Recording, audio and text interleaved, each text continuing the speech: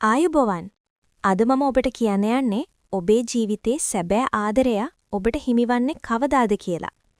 මම මෙතන අංක 6ක් පෙන්වනවා. දැන්ම ඔබේ හිතට මුලින්ම ආපු ඔබට වැඩිපුරම ආකර්ෂණීය දැනෙන එකම එක අංකයක් තෝරා ගන්න. අංක 3, 7, 9, 11, 21, 25.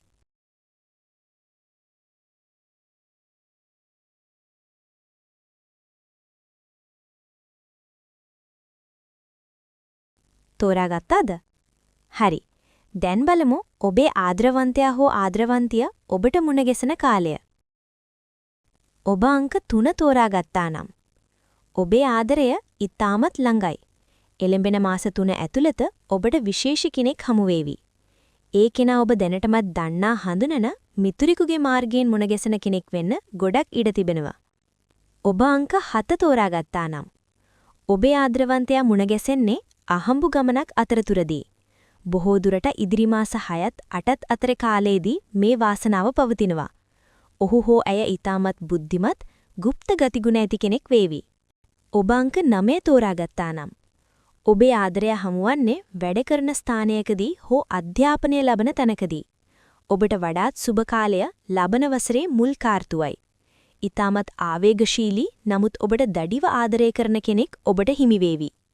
ඔබ අංක 11 තෝරාගත්තා නම් ඔබට ලැබෙන්නේ ඔබේ ආත්මීය සහකරු soulmate එකක්. මේ ඊටමත් ඉක්මනින් එනම් සති කිහිපයකින් පවා සිදුවිය හැකියි. ඔබ දෙදෙනා අතර පුදුමාකාර ගැළපීමක් තිබේවි. ඔබ අංක 21 තෝරාගත්තා නම් ඔබට ආදරය ලැබෙන්නේ සමාජ මාධ්‍ය හරහා හෝ දුරකථන මාර්ගයෙන්. මේ වසරේ අවසාන මාස දෙක ඔබට ඊටමත් වාසනාවන්තයි. දුර පළාතක කෙනෙකු සමග ස්ථිර සබඳතාවක් ඇතිවීමට වැඩි ඉඩක් තිබෙනවා. ඔබ අංක 25 තෝරාගත්තා නම් ඔබේ ආදරය පවතින්නේ ටිකක් ප්‍රමාද වෙලා. නමුත් ලැබෙන කෙනා ඊටමත් ධනවත් සහ උසස් පවුලක කෙනෙක් වේවි. ඉවසීමෙන් ඉන්න. හොඳම දේ ලැබෙන්නේ ප්‍රමාද වෙලයි. ඔබ තෝරාගත්තේ මොන අංකයේද? ඒ කාලය ඇතුළත ඔබේ හීනය සැබෑ වේවිද කියලා අපි බලමු.